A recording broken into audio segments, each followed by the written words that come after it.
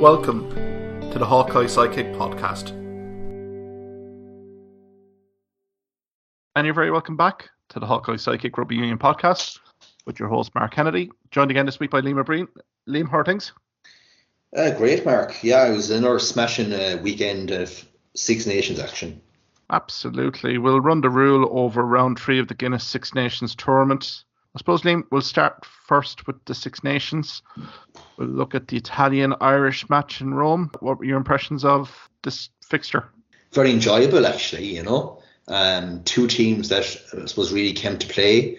Italy are certainly proven that they are a team on the up. And Ireland, in the end, had a very comfortable looking scoreline, but it certainly wasn't that way through the game. It was like really nip and tuck. But we actually scored some smashing tries, absolutely smashing tries. Great support lines, great finishes. So delighted. And also, all the guys stood up who were supposed to stood up. Yeah, absolutely. I thought it was a very enjoyable opener to round 3. Fair play to Italy. They gave as good as they got on the day. I thought some of their attacking play was sensational. RBC, a huge plus for them at 10.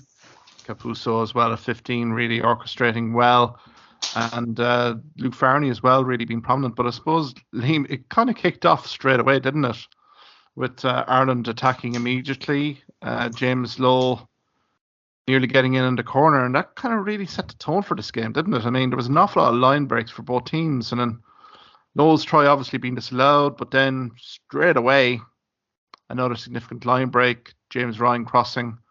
And I mean, the tone was set really, wasn't it, Liam?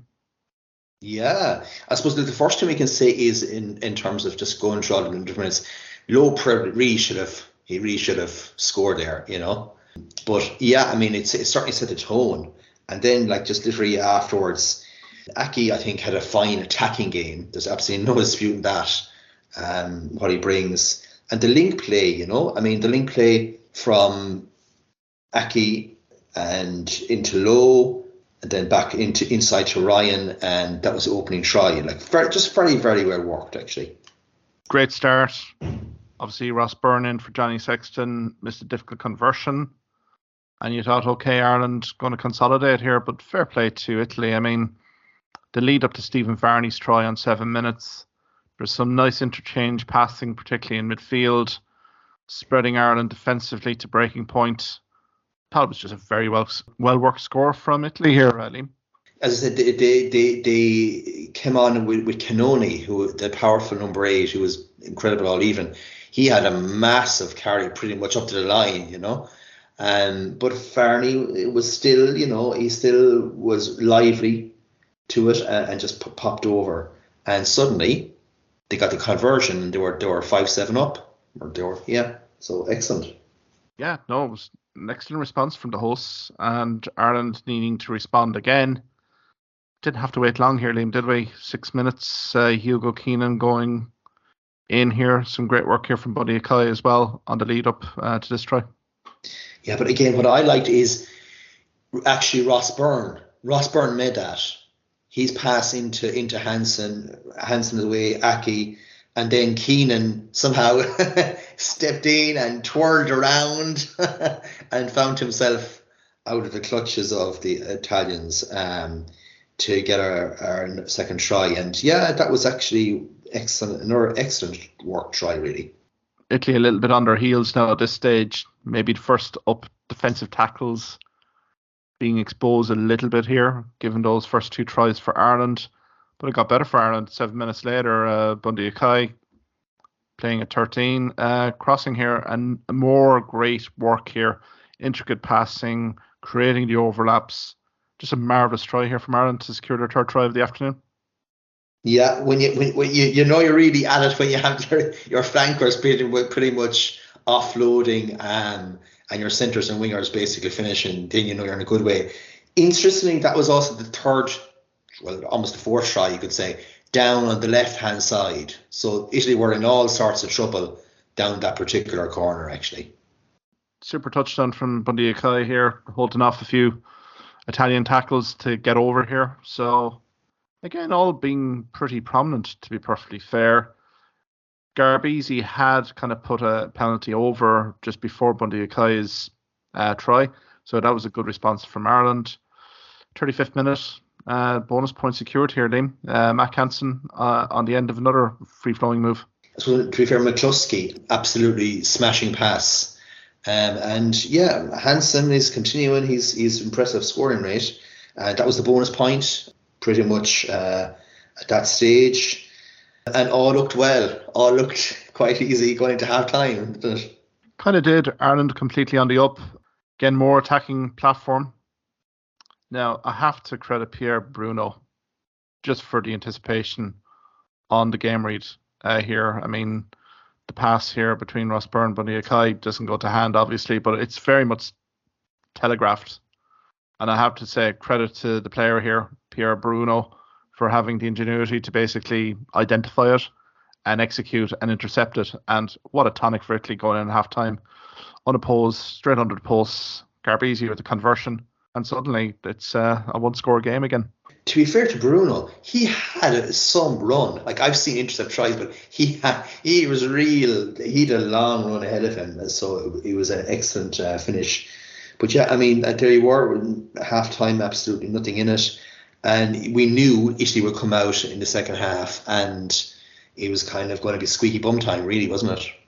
Given the fireworks that ensued in the first half, I thought it was a bit of a cagey opening from both teams. I mean, with penalties here, trading penalties, obviously, Ross Byrne and Garbisi. But Italy, again, you know, confidence was kind of seeping through their performance here as the minutes wore on here.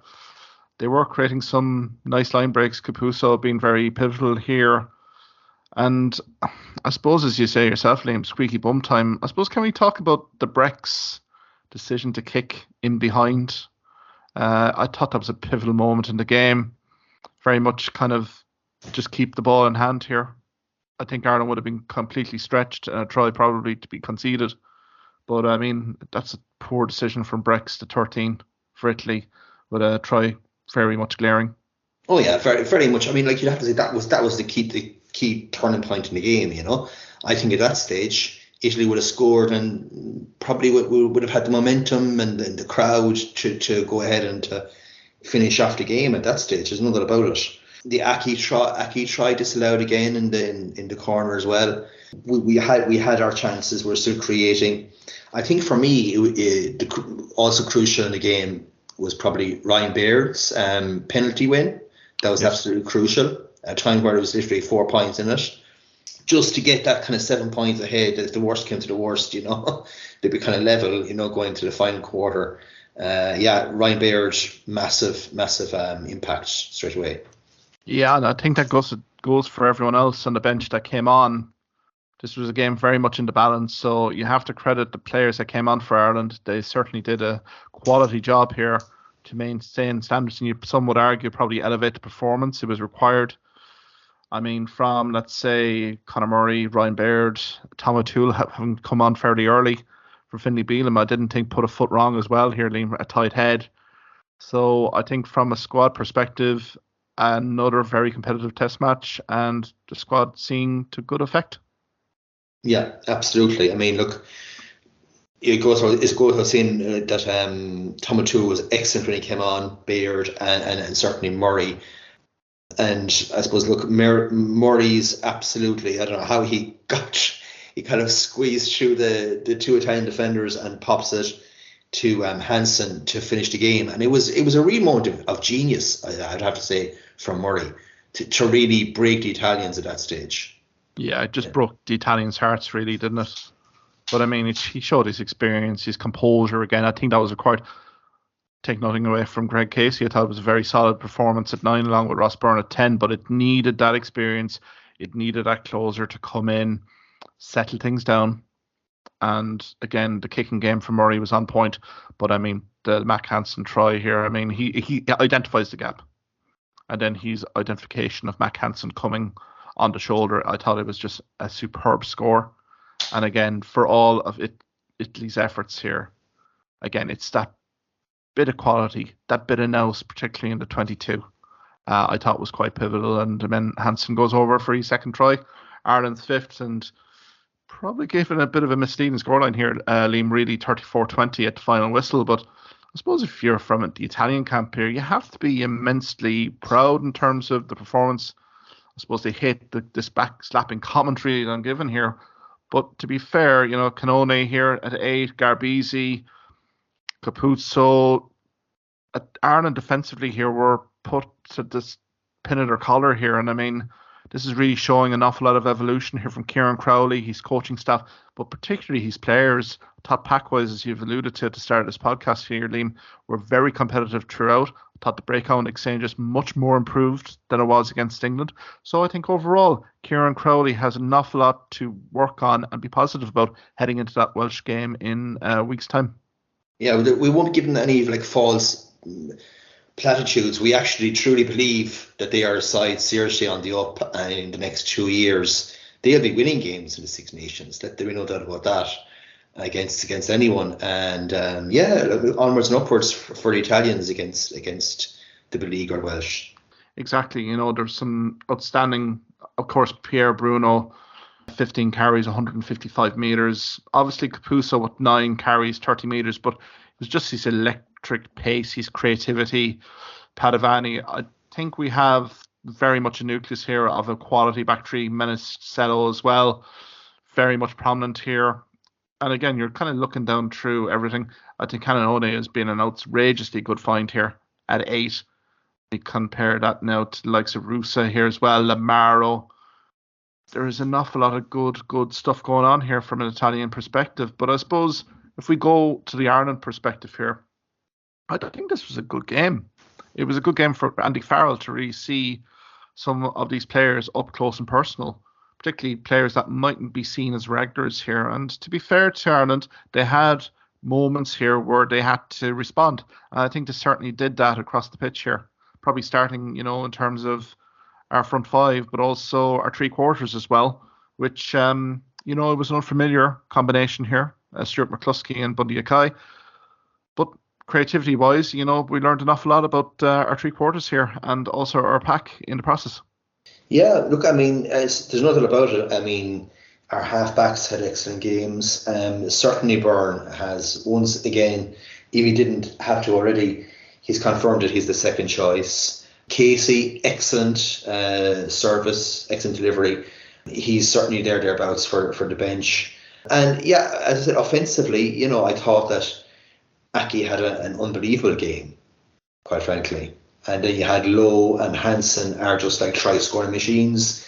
And Keenan is the best fullback in the Six Nations, potentially the world. So, I mean, everything is flying at the moment. We have probably the most impressive backline play that we've ever had that I can actually recall. And then we have these narrowed forwards, and I would include James Ryan. I mean, in the Six Nations, Ryan has been a real dog, in his grunt work. Then, of course, we have that free-flowing, all passing, all dancing back row. So everything is working, and just go back to scrummaging too. I mean, look, if you can do well against Italy in scrummaging, you can do well against anyone, and certainly impressed with Tom O'Toole in his cameo. Absolutely. I think Roland Kelleher as well, a notable highlight. He started the game ahead of Dan Sheehan. Didn't think put a foot wrong here, Liam, to be fair. I thought he was solid in terms of set piece, execution and line out. Provided a threat from ball carrying as well. Really took the game to Italy, particularly on our tap and goals. So I suppose from that perspective, that's a huge bonus for Andy Farrell. I'd also kind of, as I said, complimented the bench impact that came on here. The likes of Ryan Baird, Peter O'Mahony came on. I thought he was huge as well, wasn't he? In terms of his work rate, his tackle count. It was good to see likes of Jimmy O'Brien, Crowley coming in as well. Kilcoyne comes in. Typical Kilcoyne performance here, very abrasive ball carrying, and overall great work rate. So I think from an Irish perspective, an awful lot of questions were asked by this Italian side here. Maybe some may have thought unexpectedly, but I think you have to credit Italy here. I've heard an awful lot of media in terms of the three quarters and the synchronization between James Lowe, but I think you have to give enormous credit to Italy here, just in terms of how they devised their attacking schemes, their attacking lines. It was all very well executed, I thought, and I don't really care in terms of whatever three quarters were there. They were going to be posed problems from a very talented Italian side. I think we've seen it since last November here, Liam, the evolution of this Italian attacking play. And it certainly came to the party on last Saturday. Yeah, and I suppose it boils an awful lot down to Benetton, Treviso, because they make up such a key proportion of the team. Italian rugby, these are all young players. They're all coming together at the same time, and that cycles for you, and sometimes almost a generational change. And Italian rugby is very much on the up. Absolutely, and we can talk about the under-20s as well a little bit. I thought that was a fantastic game on Friday night. Ireland did win, but I think the scoreline maybe is a little bit misleading here in terms of the Italian under-20s. There seems to be an awful lot of talent coming through the youth ranks, the youth academy. So all that underage structure, the identification of players is really coming home to roost here, Liam. I think it's very exciting times here for Italian rugby. I generally do. So, but I think from an Ireland perspective, again, unfortunately, we have to talk about an injury, and I suppose Finlay Bealham, he's twisted knee. It's massively bad luck for Finlay Bealham, just given his consistent standout performances for both province of Connacht and also Ireland here in recent weeks. But I suppose his opportunity knocks here a little bit. I think news that Tyke Furlong is getting back into full training. But it's a huge blow for Finlay Bealham here, just given the time of year that we're in here, and hopefully this knee prognosis won't be a long-term injury for him. Coming to the end of the Six Nations, where he was going to be certainly involved all the way, and then in terms of the URC and the lead in to European Challenge Cup as well. So yeah, I think he'll be back in about 2 or 3 months. So he'll be back for probably the in the autumn, just for those pre-World Cup games, and I certainly wish him the best. But look, Tom O'Toole, what a chance for him now, Massive. We really are going to get tested in terms of our depth there, and we have that. We have the depth. We have those three. We have John Ryan. There's plenty of squad depth there now. I suppose you can throw in the likes of Salanoa there as well. He's been kind of in the fringes of the training camp here for Ireland. So, we did call at the start of this Six Nations team. I'm chuckling here, but the depth chart for the tight head prop, but I didn't think we were going to go down this deep, to be perfectly fair. But I think, take nothing away from Tom O'Toole, his 2 cameos so far in the Six Nations have been standout. They have been very solid, hasn't put a foot wrong. So, Tyke Furlong's only just coming back to full fitness. So, I think the argument here is Tom O'Toole starts against Scotland in Murrayfield. Would you agree? Yeah, absolutely. And again, the Scottish front row, they're enormous. So, it's going to be some test in general for Ireland. It could be the making of Tom O'Toole at this level. He has said before this Italian game that he's had to bide his time. He's been in training camps. He's been with the squad for a few years and was anxious to really impress. And he's certainly doing that. And I think we should be a little bit more reassured in terms of our tight head prop situation, I suppose. Just given, the likes of John Ryan, particularly with the Chiefs and on New Zealand. Again, they had an incredible win against the Crusaders, and John Ryan had good quality minutes, so he'll come back into the reckoning when he's back with Munster Rugby. So Salanoa, there's quite a few other guys here that will be kind of chomping at the bit here to get an opportunity if need be. But again, we've Scotland and also England here to come here, Liam, from an Ireland perspective, and certainly our front row is certainly going to be tested massively in terms of our scrumming and our line-out. I suppose we can probably move on to the Principality Stadium. I suppose the backdrop had been about Welsh rugby in complete turmoil. From an administration perspective, the threat of the strike didn't materialise. I suppose England got the job done. 2010 here. I suppose, what's your overall impressions of this England win? And I suppose from a second question here, do you feel that Wales have enough quality to beat Italy based on what we've seen last weekend? England at the end of the day, they did score 3 tries to 1 for Wales. So it was a bit more comfortable, in the end. You'd also have to say Owen Farrell, I think he missed something like 10 or 12 points as well in terms of kicks. They really, it could have been a right shellacking. There was nothing in it at half time, really, it was like 3 points in it. And so obviously England in the second half, they play to their strengths, they play to the forwards, and that's exactly what they did. it was kind of a mixed bag from an England perspective. They certainly had good stand-up moments here. I mean, they started the game pretty much on the front foot. Anthony Watson, after 19 minutes, being recalled, got a very good try.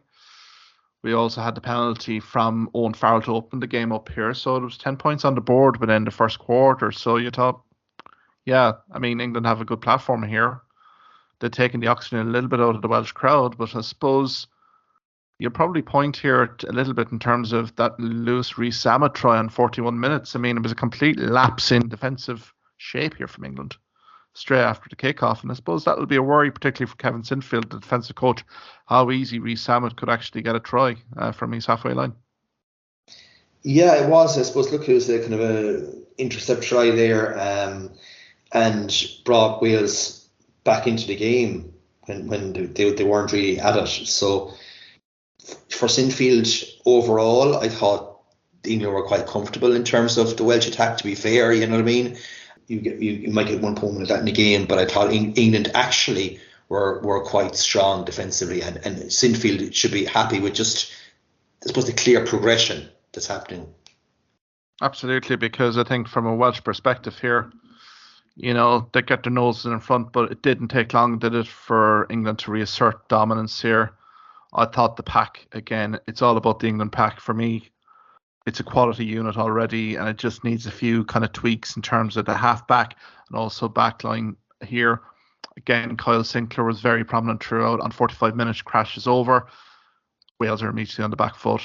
And as you say, from an attacking Welsh perspective, nothing really materialised. I mean, from a line breaks perspective, only 4 clean breaks in 80 minutes. That's not going to win you a test match here, Liam, is it? No, it's not. And I mean, look, Mason Grady was picked, in midfield, I suppose, instead of George North, and you had Rees-Zammit back and you had Halfpenny, but it's not clicking really there, I think a lot of it is that the platform, the forwards, isn't there. And then look, they had kind of a new half-back partnership as well, And yeah, it's just they're not creating any opportunities, which is probably the most worrying thing of all, really. Yeah, I mean, you look at the scrummaging here, Liam. I thought England completely dominated. We had fears about this front five for Wales. I think it materialised. 6 out of 11 scrums won by Wales. 54% from a test match level perspective. You're not going to win many games here as well. I think you're getting a team here in terms of, I think Wales to a man delivered a very brave performance, but I just felt here the lead up to the game, I think there's clear cohesion issues in terms of what Warren Gatland and the coaching staff need to impart to the players on pitch, because again, there was too many kicks, hopeful aerial kicks, looking for a coughed up ball from England's back three. It never materialised. I think, to be fair to Wales, it was kind of in the melting pot for quite a while, up until Ollie Lawrence's try in 75 minutes. And I thought Ollie Lawrence, if Steve Borwick can take anything away from Six Nations already, I think it's the emergence probably of Ollie Lawrence here. Again, he had a very prominent role in terms of his carries, 12 carries for 42 metres, was very prominent. And I think, to be fair, Liam, a guy that England could probably build an attacking platform from, particularly in the three quarters. Yeah, certainly. Look, I hadn't heard much of him before the Six Nations, but he certainly is.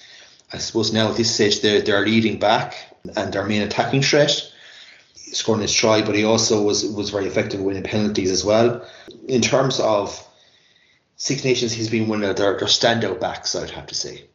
Yeah, I think he's just, physically abrasive, ball in hand. I think, his great pace, great power.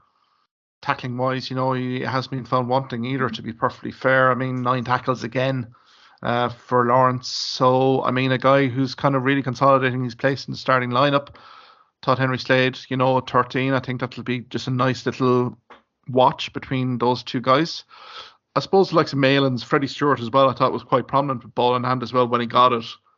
71 metres from 16 carries. But I think Malins as well kind of came into it a little bit in the last 10 minutes when Wales tired and England were prepared to actually throw the ball around a little bit. So I think there is some grounds for optimism here, but I suppose it's all lining up for the number 10 jersey debate. I suppose news today that Marcus Smith has been dropped from the training camp from England. Probably expected return of George Ford.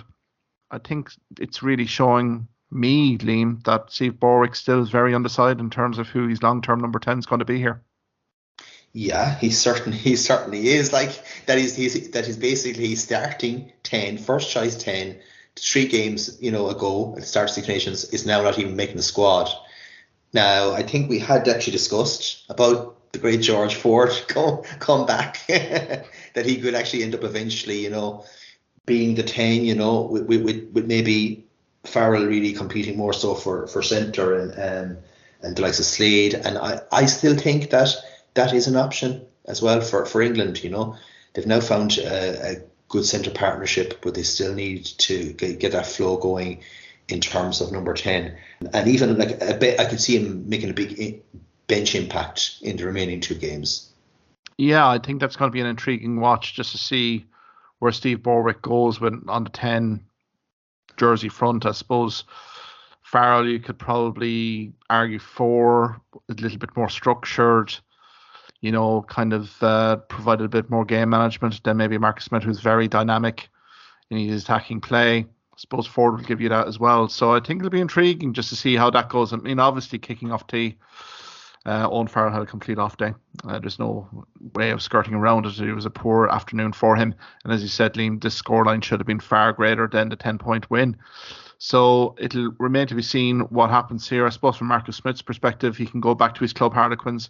He can go focusing on his club form, his performances. He hasn't been getting any game minutes in the last few weeks. So I think it's good for him to get game minutes. I think very much like a Joey Carberry case study in Ireland. Come back, really kind of put it up to Borwick and Sinfield that this is a guy in top form and really contend come end of the season here. So I think it'll be an intriguing watch, but I still think this England pack is going to take an awful lot of stopping, particularly when they come to the Viva on the final round of games here, Liam. Yeah, look, it's all building, and they're going to time it well to look. It's going to be an absolutely cracking game, and again, it's in World Cup year. We have 2 games now where we're in almost like World Cup conditions. We're going to be in Murrayfield against a team really that's going to be driving for the win, and then we're going to be playing England at home. I mean, just perfect preparation for the World Cup. It's just gets better and better, really. I think it does. It again, when you compare to France, Italy, Scotland, I think, to be honest, they're very attacking orientated sides, pretty much playing on the front foot. I think from this England perspective, it's going to be the sheer physicality of England here, particularly on their ball carrying, which will be, and also their set piece is going to be the main test here from an Ireland perspective. And I think it's going to be an intriguing watch just to see how Ireland measure up in terms of the physicality, particularly in a World Cup. They're going to be facing South Africa here, Liam. So I think this will be a true acid test in terms of our squad being depleted as well here. I know we're probably getting a few senior guys back, likes of Tyke Furlong, Robbie Henshaw. But the fact of the matter is, England are going to come to Ireland here. Again, they'll have their fixture against France in round 4. I think that'll be another barometer gauge just to see how this England team has evolved. The bye week again this week, how they will evolve their game plan against the old enemy here. So I think from that perspective, England are coming to probably the Viva, probably with more confidence coming in. I suppose from a Welsh perspective here, where do we start here, Liam? I mean, I think we've talked here in terms of the front 5. Again, the 9-10 partnership, is Gatland going to even retain that? I suppose Bigger does come back in. I mean, there's a key game here against Italy and Rome in a week's time.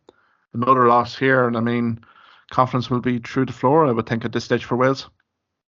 Yeah, and straight away, like I'll have to say, I'm tipping Italy, very much so, on the evidence of the 3 games that they've played so far. I mean, Wales, there's no justification on Wales even try getting the victory. I think that the problem is now for them, I suppose the worry is, okay, their halfbacks were terrible at the weekend, but their halfbacks were also quite poor previously. So I mean, like, what are you doing?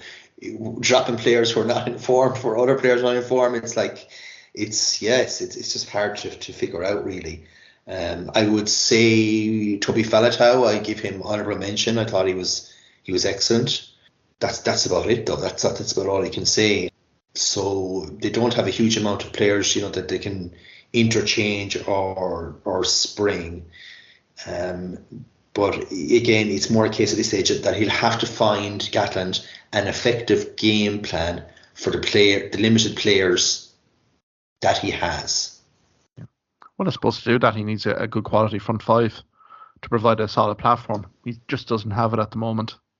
We're 3 games in here, Liam. Body of evidence is that this is a front five from Wales that can be got at, particularly at scrum time, and that is affecting other manner of play. I kind of felt so sorry in terms of Tomas Williams and Owen Williams here. I mean, trust into it. Fact of the matter is, if you're not getting quality front foot ball here, it's going to be very hard from a 9 and 10 to really affect the game. I think so it proved. And I think even the squad impact here off the bench, I thought it was, you could say maybe Bigger did steady things down a little bit. Hardy as well came in. But again, there was particularly front row, Badley Roberts, Rhys Carr, Dylan Lewis again. There was a few penalties here in that front row kind of replacement chart. Reffel tried hard, but again, there was no real impact. Nick Tompkins was probably the standout off the bench, but you're needing another 5 or 6 guys off the bench to really make an impact here, Liam. And I'm just trying to wonder here and identify other players that are not in this 23-man squad who could actually provide it. Maybe Tane Basham, maybe potentially Moriarty or something like that. But again, I'm struggling for names here. Yeah, that's about all the 2 guys that would come to mind. So yeah, it's going to get rock bottom, I think, in the Six Nations. I think they're going to finish the bottom of the table, going to the World Cup. They're now 10th in the world. They've lost 12 of the last 15 games. Really, probably looking at under 20 level, not much coming through compared to any of the other 4 nations, really. So it's and then the rumours this week that players have been asked to take pay cuts, of almost 150 to 200,000 pay cuts, Some guys being offered, for 40 grand, which is kind of okay. I suppose it's the working wage, but it's for a rugby player, it's not huge. So it's we'll see how it develops now in the next 2 weeks, but that's going to be hanging over the players as well, I guess. Well, I suppose the 60 cap rule has been reduced, hasn't it, down? But again, when players' terms are being slashed to that extent, I can see an awful lot of clubs like Vultures here looking at the Welsh regions and really plucking an awful lot of the top talent from Wales, in England, France, I would say even URC, I would say as well here, even from South Africa, even Super Rugby perspective, because I don't see too many of the established Welsh players really staying around if that's the level of terms and conditions that are being offered right now. I think that was the Cardiff Rugby case study, wasn't it? Certain guys there well established, and I don't think even the executive really went to those players. I think it would be an insult to the players to basically offer that sort of terms and conditions given what they're currently on at the moment. So I think it's going to get a whole lot worse here for Welsh Rugby before it gets better. And as you said about the under-20s of Wales, again, they're 0 for 3. Again, it's been very barren in terms of any success at that level. So I think you combine that with the regions, URC is a barometer in terms of how professional rugby is going in Wales. It's not going according to plan at the moment. You could maybe say Ospreys from a European Cup perspective, but there's an awful lot of teams languishing in the bottom half of the URC as well. So that kind of ascent of performance in the Welsh team now is no longer there. The squad depth does not seem to be there at the moment. And I think from Rowan Gatland, as you say, it's going to be tinkering here until he can get maybe a 23-man squad that he truly trusts. So I think tough times ahead for Wales, but I suppose England kind of second win in a row. They're a work in progress. But again, I think a team that have to be enormously respected here going down the stretch here. I think they still have an outside chance of a Six Nations Championship glory. Liam, we might then go to Sunday, France versus Scotland in Paris. What an incredible opening 10 minutes of rugby here. Yeah, our opening 20 minutes, wasn't it? Yeah, I mean, it looked as if it was going to be all over between the tries and everything else. But look, I mean, Intimac pretty much from the off went over. Ramos, again, ridiculous conversion altogether, But then I suppose the crucial thing was the red card for Gilchrist. Now, was it, the people mitigating circumstances? No. It was basically another one of these, like, pretty much shoulder into head, and for me, a definite red card, and at that stage you'd be kind of thinking this is going to be a long afternoon for Scotland. The restart at the start of the game, I did notice that Gilchrist basically tackled in that kind of directional angle and was kind of medium to high. So when this incident happened on 7 minutes, it did look pretty innocuous, but look, I think with TMOs now, again, the reaction of the crowd as well, it had to go TMO. I mean, again, I'm not sure in terms of red cards. There's been so many instances of this in the last few weeks here, Liam. I really couldn't comment, but the officials, they looked at it, sending off here, and I thought Gilchrist, particularly in the front five, such a massive cog for both Edinburgh and also for Scotland, that this was a huge loss. I know Johnny Gray basically comes on, who's a very able deputy, but I mean, for a complete workhorse engine, Grant Gilchrist was probably the one player that they didn't want to get sent off in that front five, and so it proved. So, I mean, it was a pretty arduous task here from Scotland. I mean, they were rattled already from the Roman Ntamack try. And then after 8 minutes, the second try kind of goes over in a very free-flowing move from France, exploiting that 40-man Scotland defence here. Yeah, but I mean, Dupont with an amazing long loop pass that really made that for Dumortier. Yeah, it was looking ominous at that stage. But then I suppose, we also had a sending off for France, which was even more ridiculous, I have to say. Complete headbanger moment. It's a red card all day long. I don't know what the prop is actually thinking about here, but it's as easy a red card you'll officiate all year. Yeah, it was head to head, but apparently Galtier has now said that he is off. He's finished with him in terms of international rugby. He won't be picked for France as long as Galtier is now the coach. So that's the end for him. Howeas, yeah, he has had a disciplinary issue, a history here with France. Remember, he got another red card, didn't he? And a few sin bins as well in his career with France. So I suppose Galtier's patience is worn off. He needs to be looking now more into the depth chart, and it gives Scotland a chance. That's, it gives them an opportunity to kind of reset here. I thought at the start of the show here, I know there was Dupont, there was Ntamack, but I think Thomas Ramos, just showed how world class a fullback he actually is. I suppose he stats 11 carries, 152 meters, 2 clean line breaks, but I suppose that 19-minute intercept, it kind of showed me everything about his strengths, his game reading, his execution of the intercept pass, and his pace then to basically get over. It was just an incredible score, and 3 tries on the board for France at that stage. It looked very ominous for Scotland, didn't it? But I mean, Ramos just showing that he's one of the best fullbacks in the world right now. Yeah, absolutely. So I mean, look, when you're 19-0 up, it's looking comfortable, and then it's just a question of when is it that the bonus try going to be scored? But actually, funny enough, after that, that's when Russell started pulling the strings.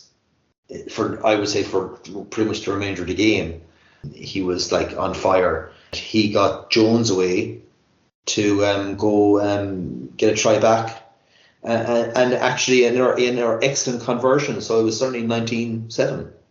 I felt when it got 19-0, I think Scotland relaxed a bit.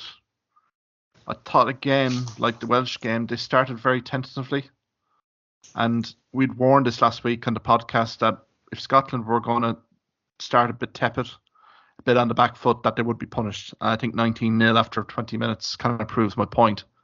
But I think Scotland just basically relaxed. And as you say, Russell pulling the strings. I thought Hugh Jones was outstanding as well at 3/4. And I think they have a very formidable 3/4 here, Scotland. And I mean, Hugh Jones will get the plaudits with the 2 tries.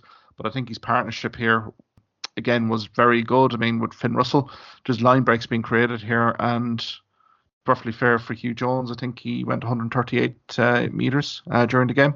So, again, it was a very good performance of Hugh Jones. But, again, it just shows the potency of Scotland here, particularly in open play. Yeah, but I mean, like Jones and Tuipulotu, like just they're huge. They're actually huge, colossal centres. And Scotland now, they have an excellent backline. Jones, he's 14. He's got 14 tries, so he's got a good try scoring record for a centre as well. But I suppose so. Ramos got a penalty there to bring it back to 22-7 then at half time. I suppose scoreline at half time here, Liam. Again, you never really got a sense that Scotland were out of this, and given their second quarter emergence, and I suppose Hugh Jones again, after good work again by Finn Russell on 48 minutes, really kind of bringing this game back into the melting pot. Yeah, absolutely. Suddenly it was game on, and you felt that the next quarter would be crucial. And so then basically we're looking at Ramos. He did add a sort of a second penalty just to calm the French back again, just to kind of inch them ahead, until Russell again had his bit of magic there in the 68th minute, going over a lovely try actually. Yeah, super try, wasn't it? I mean, he's playing at the peak of his powers at the moment, isn't he, Liam? I mean, what a threat with ball in hand, and really just kind of put this game right in the melting pot, doesn't it? I mean, some of the French locals getting very nervy at this stage with about 12 minutes to go, and I think the game could have gone any way here. I just feel a little bit like the other, particularly the England or the Ireland-Italy game. Maybe scoreline's a bit flattering here for France, but again, you have to give them credit. Particularly their bench impact off the bench, particularly on the pack, really did secure a good platform for Gael Fickou to go over on the 88th minute.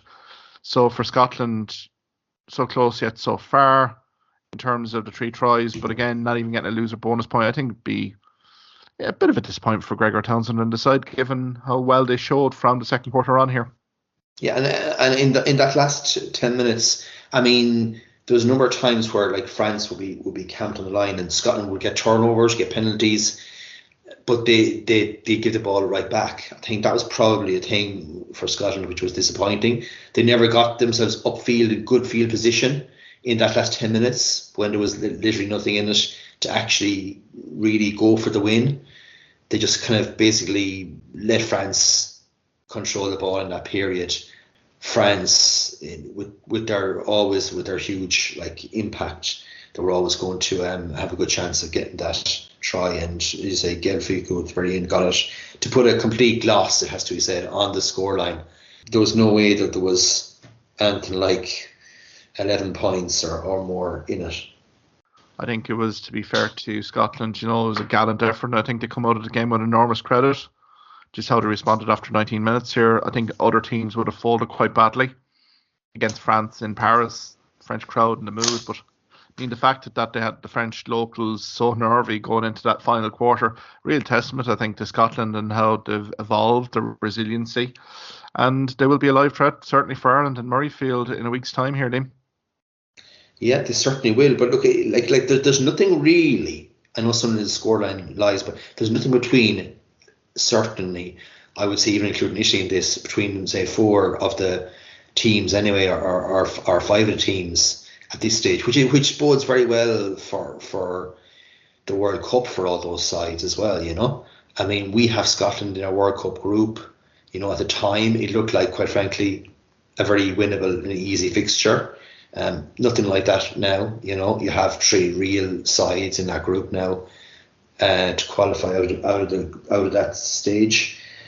Scotland, will want to lay down a marker basically for the World Cup and put a sort of a real doubts in Irish minds that they can really, I suppose, get out of the group basically. Whereas with us, it would be absolutely massive if we win and got a significant victory against Scotland and took a bit of wind out of their sails. Suddenly they would have lost 2 games in a row going into the final game and different complexions. So there's a lot to play for really.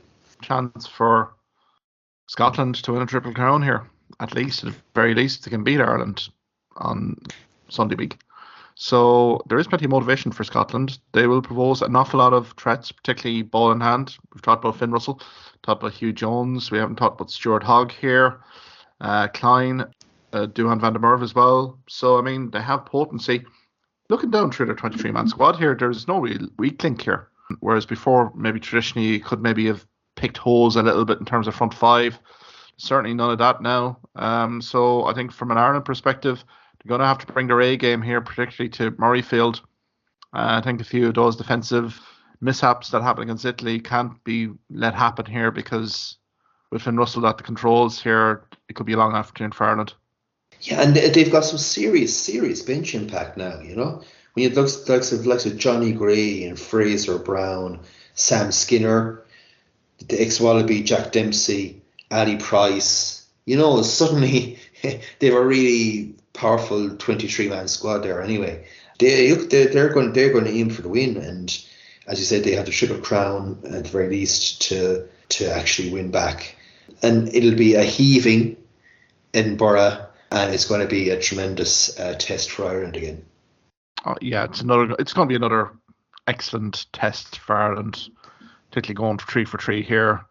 Scotland, I think, instead of being deflated here, I think come out of the French game with a bit more confidence. I think they've strung together an awful lot of phases played, the best of the tournament so far from Scotland's perspective. It might have been reflected on the scoreboard here, an 11-point loss, but I think just the backdrop to this and how the game emerged, I think they come into this Ireland game probably full of confidence here.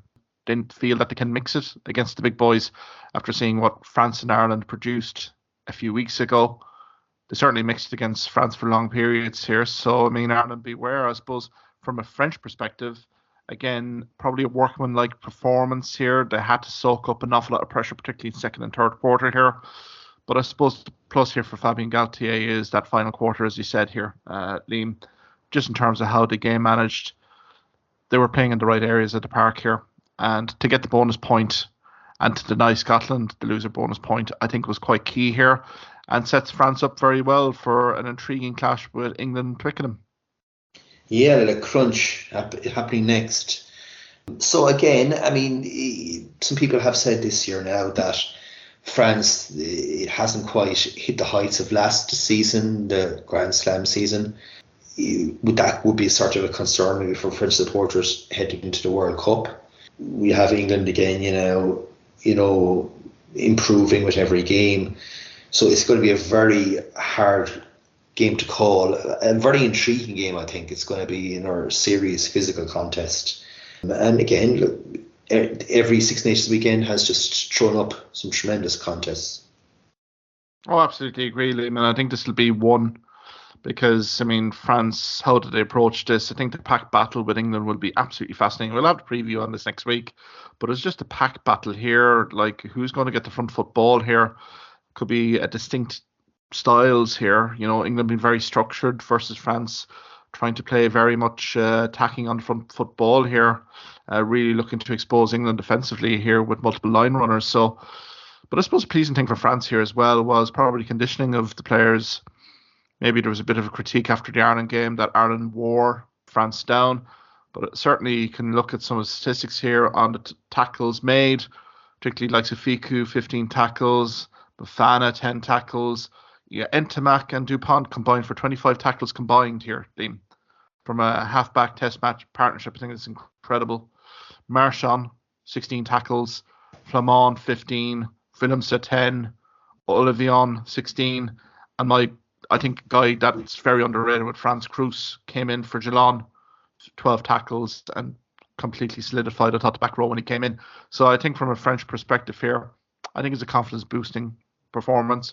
They got a good test off Scotland and they move on, and they do harbour Six Nation ambitions going into the last 2 games, which is what Fabien Galthié and his management staff would have wanted coming out of the game. Yeah, absolutely. And in some respects, they gave as good as they got against Ireland, just came out narrowly at the edge of that scoreline. And maybe in some respects got the monkey off their backs by not having this huge winning run as well. So, but as you said, look, there's huge amount of positives for France when you come out of a test match like that and on the wrong side, or the right side, should I say. They have so much talent. I mean, both full back, you have Ramos, you have Jaminet, and then you have such quality in terms of the back three as well, in terms of the wingers. They're going to have a very strong squad for the World Cup. I suppose the thing is they could come down to the final weekend and actually win the championship, because we have England. As far as I know, France are probably going to be the Welsh. Be the Welsh. Yeah. Yeah. So I mean, like realistically, it's big time on for them to win a championship as well. Exactly. I think that's a fair assessment. I think it's it's kind of setting things up fairly well, but I think round 4 will be very intriguing as well. I think you have a number of games there which have an awful lot of subplots, so we'll definitely review that next week, Liam. Thank you for listening to this podcast episode. If you liked what you heard in this podcast, why not subscribe to the Hawkeye Sidekick podcast on either Amazon, Spotify, YouTube or Twitter platforms. You can also follow me at Hawkeye Sidekick on Facebook and Twitter for the latest sporting opinions, articles and reports.